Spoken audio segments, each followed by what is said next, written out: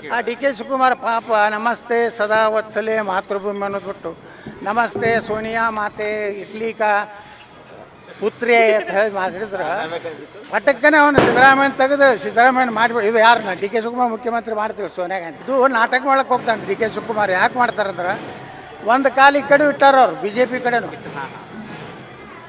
P ಕಡೆನೂ ಒಂದು ಚರ್ಚೆ ಮಾಡ್ಯಾರ ಅವರು ಡಿ ಕೆ ಶಿವಕುಮಾರ್. ಅವ್ರ ಹಿಂದೆ MLA ಎಲ್ಲತ್ತು ಬಿಟ್ಟಾರ. ಅದನ್ನು ಹೇಳ್ತೀನಿ ನಿಮ್ಗೆ, ದಿಲ್ಲಿ ಒಳಗೆ ಒಂದು ಚರ್ಚೆ ಆಗೈತೆ ಡಿ ಕೆ ಶಿವಕುಮಾರ್ದು.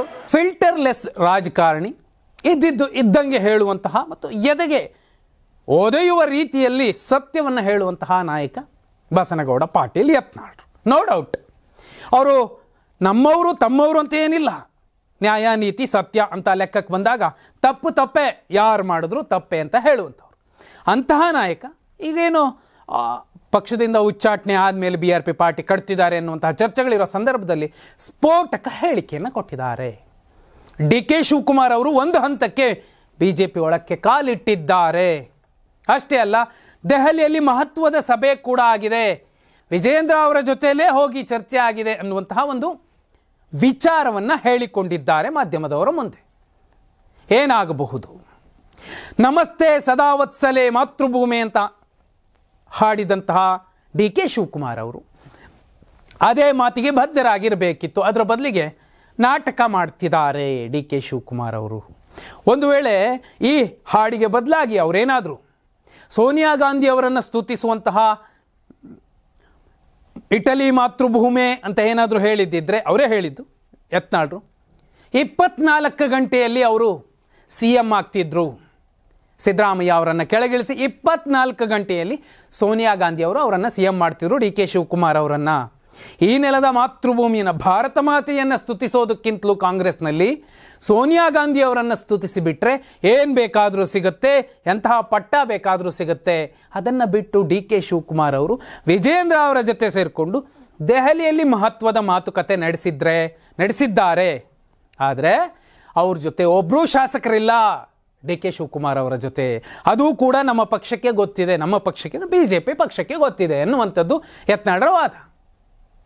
ಆದರೆ ಆ ಚರ್ಚೆಯಲ್ಲಿ 60ರಿಂದ 70 ಶಾಸಕರನ್ನು ನಾನು ಕರ್ಕೊಂಡ್ಬರ್ತೀನಿ, ನಾನು CM ಆಗ್ತೀನಿ, ನಿಮ್ಮ ಪಕ್ಷದ ಬೆಂಬಲ ಬೇಕು ಅಂತ ಕೋರಿದ್ದಾರೆ ಅಂತಲೋ ಅಥವಾ ಆ ಕಡೆಯಿಂದ ಮೆಸೇಜ್ ಬಂದಿದೆ ಅಂತಲೋ ಯತ್ನಾಳರು ಇದನ್ನೇ ಹೇಳ್ತಿರುವಂಥದ್ದು.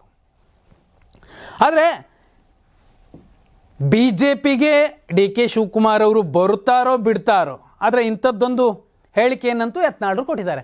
ಇದನ್ನು ಮೀರಿ ಮತ್ತು ಒಂದು ಸಂದೇಶ ಕೊಟ್ಟಿರುವಂಥದ್ದು, 2028ಕ್ಕೆ BJPಯಲ್ಲಿ ನಾನೇ ಇರ್ತೀನಿ. ಯತ್ನಾಳರು ಹೇಳಿರೋದು, ನನ್ನ ನೇತೃತ್ವದಲ್ಲೇ ಚುನಾವಣೆ ನಡೆಯುತ್ತೆ, ಮುಖ್ಯಮಂತ್ರಿ ಕೂಡ ಆಗ್ತೀನಿ ಅನ್ನುವಂತಹ ಒಂದು ಭರವಸೆಯ ಮಾತುಗಳನ್ನು, ಆಶಾದಾಯಕ ಸಂಗತಿಯನ್ನು ಹೊರಹಾಕಿದ್ದಾರೆ. ಯತ್ನಾಳರು ಎಲ್ಲೇ ಇದ್ದರೂ ಅವ್ರ ಜೊತೆ ನಾವಿರ್ತೀವಿ ಅನ್ನುವಂತಹ ಅಭಿಮಾನಿಗಳೇನಿದ್ದಾರೆ ನೋಡಿ, ಈ ಹಿಂದೆ ಕೂಡ ಇಂಥದ್ದೇ ಒಂದು ಗಟ್ಟಿತನದ ನಾಯಕ ಅಂದರೆ ಸಾರೆಕೊಪ್ಪ ಬಂಗಾರಪ್ಪ. ಅವರು ಯಾವ ಪಾರ್ಟಿಗೆ ಹೋದ್ರು, ಸಮಾಜವಾದಿ ಪಾರ್ಟಿಗೆ ಹೋಗಿ ನಿಂತ್ಕೊಂಡ್ರು ಕೂಡ ಅವ್ರಿಗೆ ಓಟ್ ಹಾಕ್ತಿದ್ರು, ಗೆಲ್ಲಿಸ್ತಿದ್ರು. ಅಂತಹ ಫ್ಯಾನ್ ಬೇಸ್ ಯತ್ನಾಳರಿಗಿದೆ.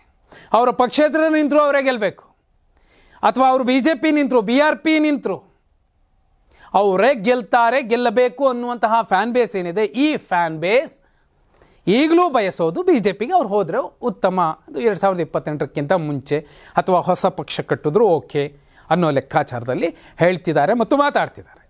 ಆದರೆ ಡಿ ಕೆ ಶಿವಕುಮಾರ್ ಅವರು BJPಗೆ ಬರ್ತಾರೆ ಅನ್ನುವಂತಹ ಹೇಳಿಕೆ ಮತ್ತು ವಿಜೇಂದ್ರ ಅವರ ಜೊತೆಯಲ್ಲಿ BJPಯ ಪ್ರಭಾವಿ ನಾಯಕರ ಜೊತೆಯಲ್ಲಿ ದೆಹಲಿಯಲ್ಲಿ ಸಭೆ ಆಗಿದೆ ಅನ್ನುವಂತಹ ಮಾತುಗಳು, ಈ ಬಗ್ಗೆ ಡಿ ಕೆ ಶಿವಕುಮಾರ್ ಅವರು ಹೇಳಬೇಕಾಗತ್ತೆ.